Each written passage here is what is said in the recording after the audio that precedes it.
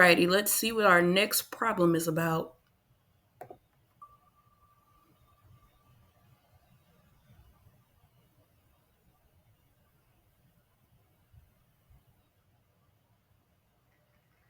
Gia.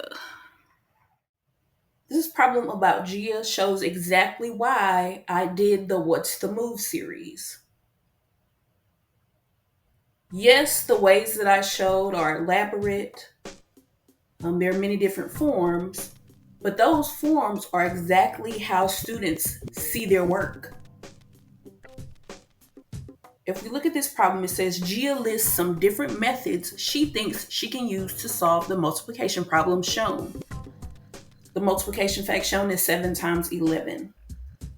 The question asks, which answer choice is not a correct method for Gia to use?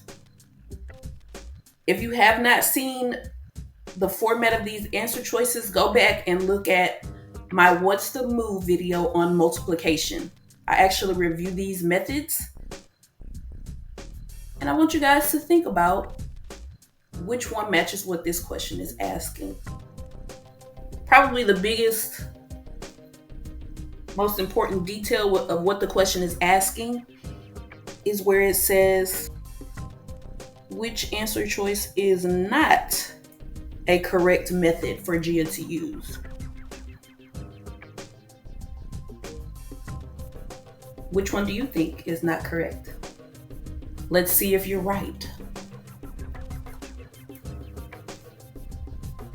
Before we even go into the answer choices, we need to figure out a way to solve 7 times 11. When you multiply those two numbers, you are finding what's called the product. Because our answer choices are different representations, I would recommend using another form just to make sure that you connect to what the question is asking.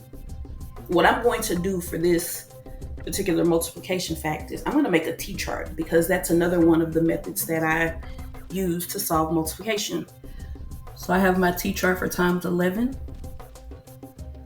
Now normally I go all the way down to 10 on the left side. But in this case, since it gives us a specific fact, I'm going to stop my T-chart at 7.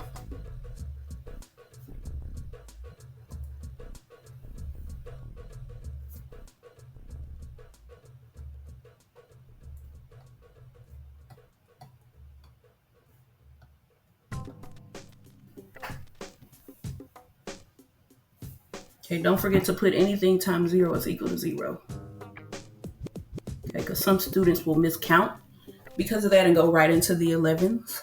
1 times 11 is 11.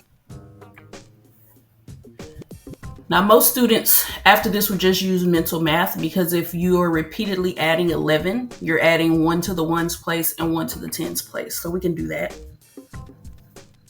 So that would be 2 in the ones place and also 2 in the tens place.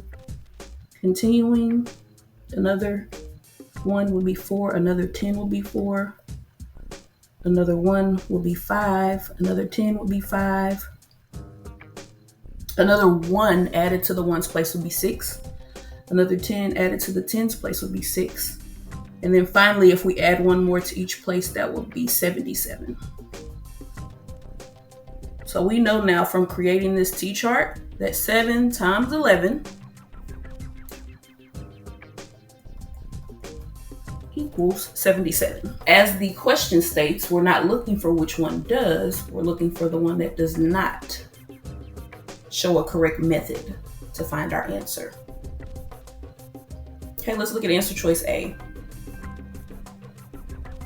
If you remember from my prior video, this is showing multiplication using base 10 pieces. It's composed of tens and ones, and we're going to see what those tens and ones represent. Okay, if I just look at the first set,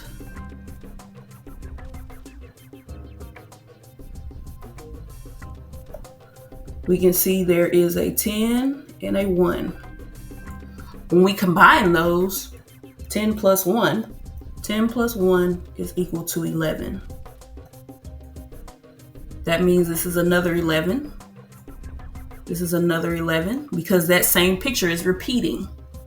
This is another 11, another 11, another 11, and another 11.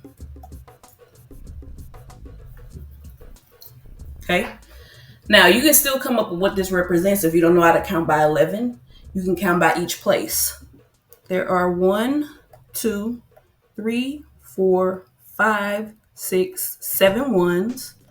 So when I write my answer, I'm going to put a 7 in the ones place. Okay. Now my tens pieces, because they're tens, I'm going to count them by tens. So that would be 10,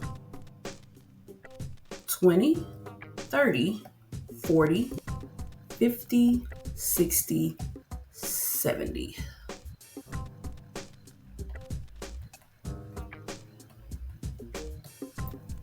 Seven plus 70 is 77. Is that what we're looking for? No. Because this is correct.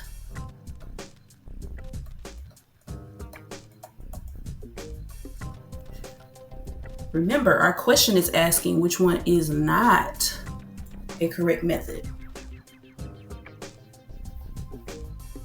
Okay, let's look at answer choice B. Answer choice B shows us repeated addition using a number line. Now I know that it's repeating because the jumps are the same size. The jumps are the same size, so that tells me I am adding the same amount over and over. In addition to that, I know it's adding because of the direction of the arrows. The arrows show the jumps are increasing, the numbers are getting bigger. So I know that this is in fact a repeated addition scenario. I just need to figure out what it's showing. I can actually find out by looking at the amount of jumps. There are 1, 2, 3, 4, 5, 6, 7.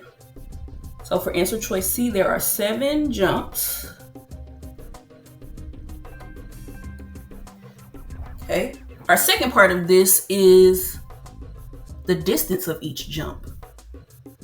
So if we look at our number line,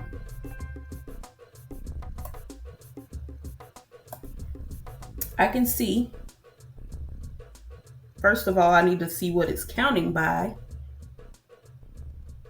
We see tens. There's 10, 20, 30, 40, 50, 60, 70, 80.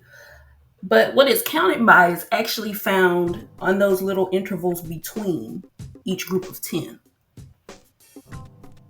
Let's see if it's counting by ones. 1, 2, 3, 4, 5. No, that doesn't make sense. Because if it was counting by ones, that number that I land on, that interval or group of 10 would be 5. Okay. Let's try counting by something else. Let's try twos. 2, 4, 6, 8, 10. Yes, this is counting by 2. So I'm going to use what I know about counting by 2s to come up with where each jump lands. Well, that very next jump will be 12, but that's too far. It stops directly in the middle. So that's 11. Because 11 is between 10 and 12. The next jump is on a line, so that would be 20, 22. Okay, if we look from 30, that's 30, 32, 34. 34 will be too far. So we have to think about what's between 32 and 34. That's 33. And then our last jump from 70, that'll be 72, 74, 76, 78 is too far. So we have to think what's between 76 and 78, and that's 77. And as you can see, each one of these jumps matches our T-chart. We have 11, 22, 33, 44, 55, 66, and 77. So this is correct. This is a correct representation of 7 times 7. But is that what the question is asking for? No. There are 7 jumps of 11. Sorry, I forgot to finish this. 7 jumps of 11 equals 277. Answer choice C lists our groups of 11 just like our T-chart.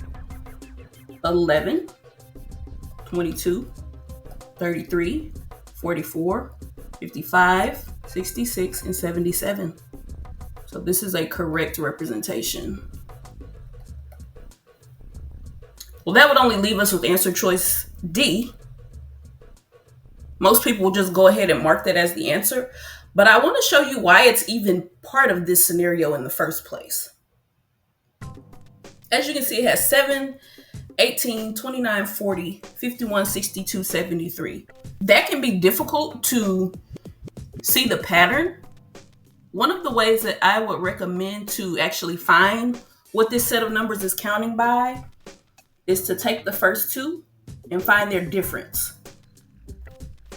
To find difference, I have to subtract 18 minus 7. 8 minus 7 is 1, and then we have 110. So this is actually counting by or adding 11.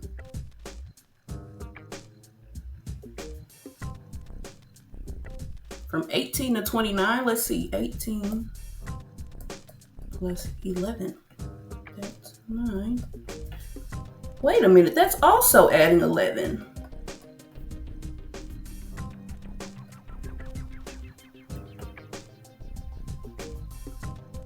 $29 plus 11, does that equal 40? 9 plus 1 is 10. 1 plus 2 is 3 tens, plus 1 more 10 is 4. Yeah. So as you can see, this answer choice is here because it is skip counting by 11. 40 plus 11 is 51. 51 plus 11 is 62. And 62 plus 11 is 73. This answer choice is repeatedly counting by 11, but it's starting from 7. When we multiply, we must start from 0.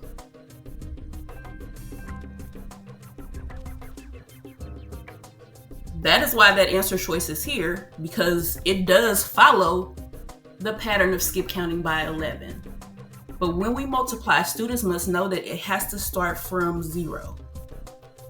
And that's why I make it a big deal to put anything times 0 equals 0 on the actual T-chart so they don't forget that. Okay? This is not the correct answer, but it matches what the question is asking for. Okay, this does not correctly show 7 times 11, but it is what we're looking for. We're looking for the one that does not correctly show 7 times 11, and that's answer choice D. Answer choice D is my correct answer for this.